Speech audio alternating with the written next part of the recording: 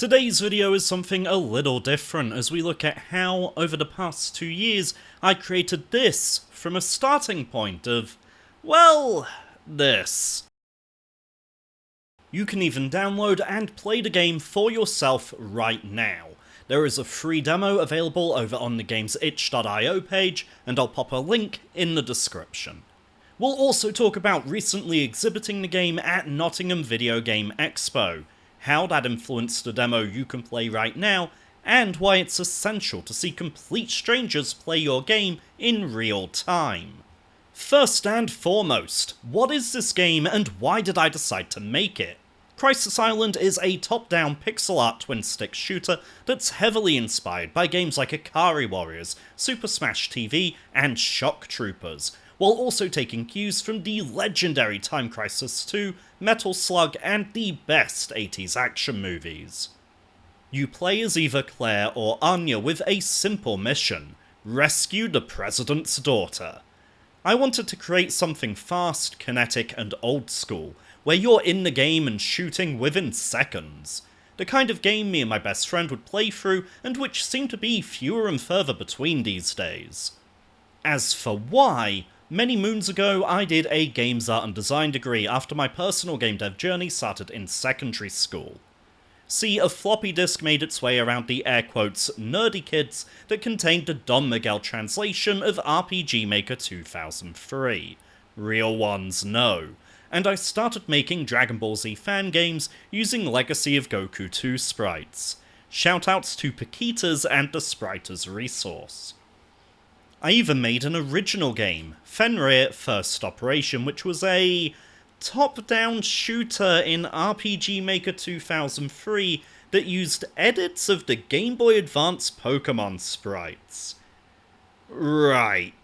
Sadly, it seems like the last remaining download link no longer works, and a thorough search of my hard drives indicates it's now lost media. I also made a couple of short game jam entries, such as the Staff of Supay, but nothing too noteworthy.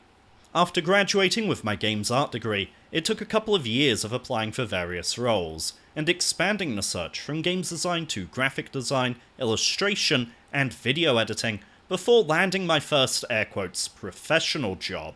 Thank you, 2008 financial crash. That job was in e-learning, making those health and safety things office workers have to click through. The authoring tools felt oddly similar to RPG Maker, with most companies wanting to gamify their learning, and my game dev skills transferring straight over. That's where I've stayed for about 10 years now, albeit changing companies a couple of times due to restructures and redundancies. Don't get me wrong, I enjoy my career. The pay's okay, I've gotten to work with some major worldwide brands, I've been thankful for the relative security and stability, given the mass layoffs in the games industry over the past couple of years, and the benefits, pension, holidays, etc. are decent. Still, I had this lingering itch in the back of my brain telling me that I hadn't really used that games art degree or become what my 14-year-old self set out to be. I decided to do something about that. I chose Unity as my game engine because, at the time, it was truly free. I felt I needed to graduate from the RPG Maker series at some point, and Unity would make it easier to bring the game to consoles in the future should the opportunity arise. I ran straight into a major problem. I know games art, sure, but I do not know games programming, which Unity kind of requires. I know there are ways around it, but none of them seemed that great. A big part of the last 2 years has been learning the Unity engine and C# programming language via Brackeys, Sunny Valley Studios, and GameDev.tv. Gaining that confidence, which, to be honest, I still lack, the game's held together with duct tape behind the scenes, is probably the biggest reason that it's taken 2 years to get this far. The other side of that coin is that I still have bills to pay, mouths to feed, and a family I want to spend time with, so working on this game has meant stealing an hour here or there wherever I can, which has also largely been the case for YouTube videos on this channel. Those two hobbies have been battling to the death for a while now. Let's start with my strengths then, the art. I use a sprite for all of the in-game characters and tile maps. I settled on a 16 by 16 grid, as I was comfortable with that from my RPG Maker days. The Mega Drive colour palette, although not limiting myself to the maximum number of unique colours on screen at any one time, and a base resolution of 480 by 270, exactly a quarter of 1080p, to evoke those old school sensibilities. A Unity add-on called Spriteinator, which helps you automatically generate animations and something called sprite libraries from imported sprite sheets, has been a massive time saver, especially for 8-directional sprites which each have hundreds of poses. For the title screen, cutscenes, and other large images, I sketched out the rough line art in Clip Studio, then brought that into Sprite, shrank it down, reduced the opacity, and made a pixel art version over the top of it. As for Claire and Anya, they had to be red and blue. It's a nod to Sonic & Knuckles, Red vs. Blue, and Keith and Robert from Time Crisis 2. My original plan was to have this game playable in co-op, and there is a lot of currently disabled code for a 2-player mode that impacts the camera, respawning, enemy count, etc. The main issue I've run into is that in single player, you can freely swap between keyboard and mouse or a controller, but as soon as a second player joins, player 1 is locked to the keyboard. I'm using Unity's input system and action maps, and I'm sure there is a solution, but for now the game is single player only, with you choosing to play as either Claire or Anya at the start until I figure that issue out. I don't have a musical bone in my body and knew I would need help there. The music is from the M-Drive Music Pack, which seems to have since been taken down from the Unity Assets Store. It's exactly the vibe I wanted for the game, and I'm hoping to reach out to the creator, Snowy Fox of Fox Audio Creations, for some more tracks once funds allow. Level design and tutorializing gameplay turned out to be tricky. When I first saw people get hands-on with the game at 2023's One Life Left convention, it became immediately apparent that not everyone knows how a twin-stick shooter works. That's why the opening area features barrels that need to be shot to open up access to the rest of the level. I needed the player to have a target that would stand still and not shoot back. I've then had to consider that, while it makes sense for the first couple of encounters to be in large open areas, gameplay variety and introducing new enemy types meant figuring out when to squeeze a player into a hallway, when to change lines of sight, and how to imply options. There's an area towards the end of the demo where the player can see a large group of enemies, but the bad guys can't see them, placing the player in a position of power. Now, you do have the option to go down and around these foes, avoiding a fight, but that hasn't been clearly conveyed, as 95% of players at Nottingham Video Games Expo ran straight in and slaughtered everyone. Of course, we have to end with a boss battle, and one of the first pieces of feedback from Nottingham that I implemented was to add a health bar here. I chose to make it so you can see how much damage you've done via the white area of the bar to add some extra crunch and satisfaction to each hit. By the way, there used to be yellow paint on the floor here, but the boss's bullets were also yellow, meaning the player couldn't see the projectiles until it was already too late. Oops. Another basic but essential piece of feedback that was fairly easy to implement was adding a skip cutscene button to the opening. Not everyone wanted to sit there for 30 seconds watching the story be set up. They just wanted to shoot things, and hey, I can respect that. One bug that did show its face was the reload instruction appearing when it shouldn't. When you're completely out of ammo, it's supposed to show a different message telling you to switch weapon. Instead, it was just showing the message telling you to reload, which you couldn't do because you had no bullets left. The reload prompt also stayed on screen if, instead of reloading, you swapped to another gun. I really should have caught and fixed that before the show. Oh well, it's sorted now.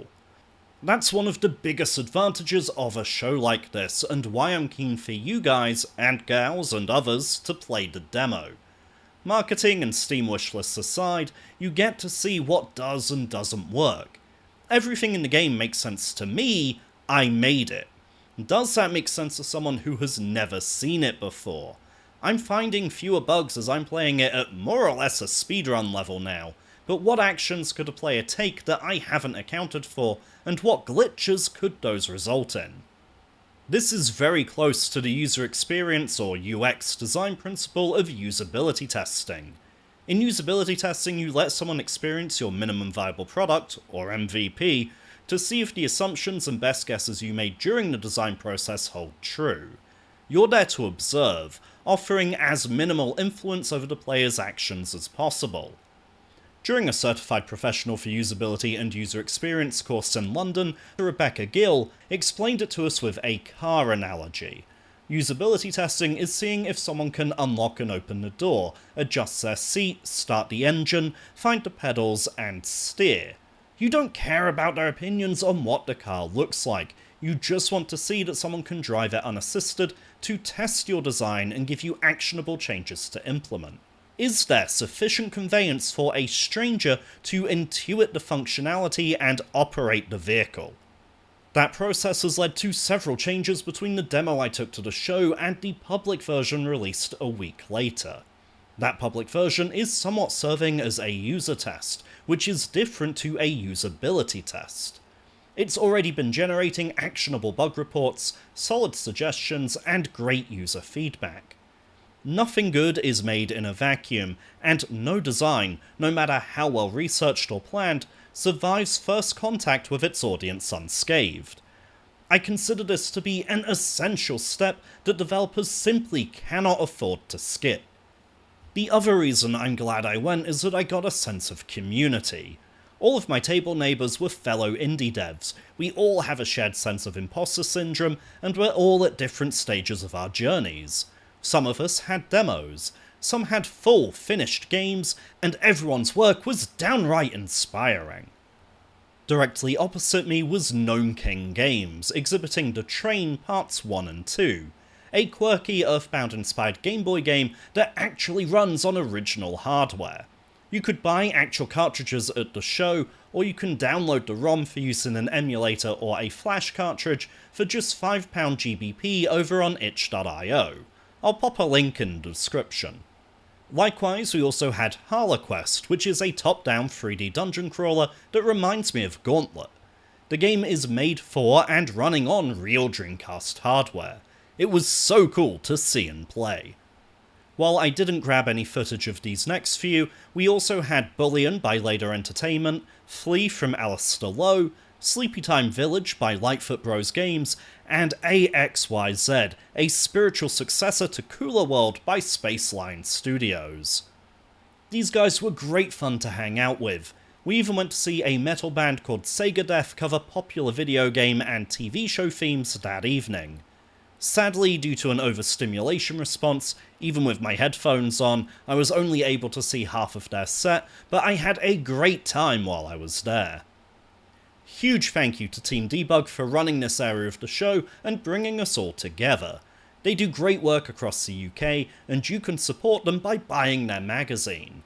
Again, link in the description, which is getting pretty packed.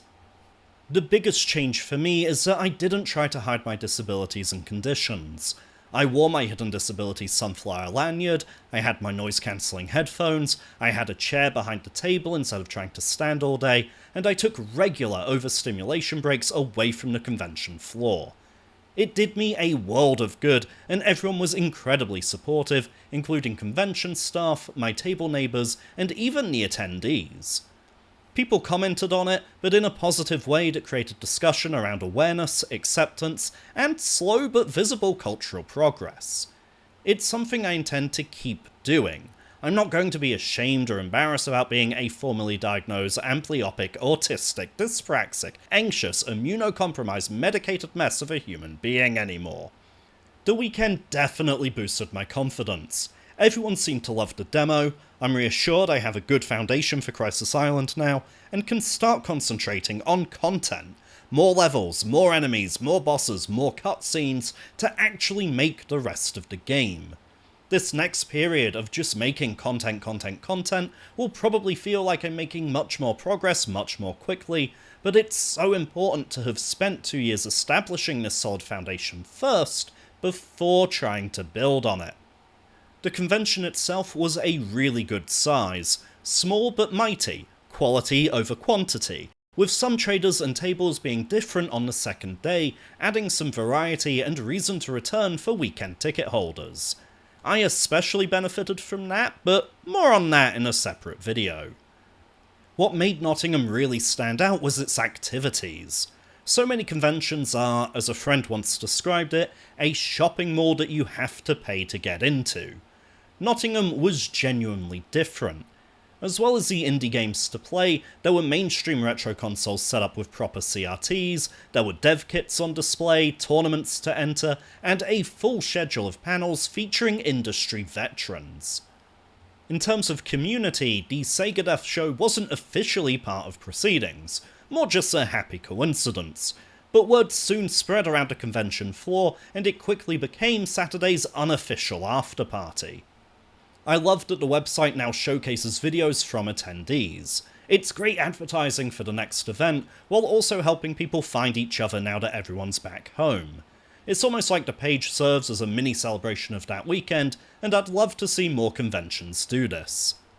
The only things I'd like to see changed or improved are, to be fair, true for a lot of conventions. The first is more an issue with the venue than the show, as there weren't enough plug sockets for the amount of games and monitors that needed to be powered. Thankfully, Team Debug came armed with extension cables. The other issue is about security during setup and breakdown.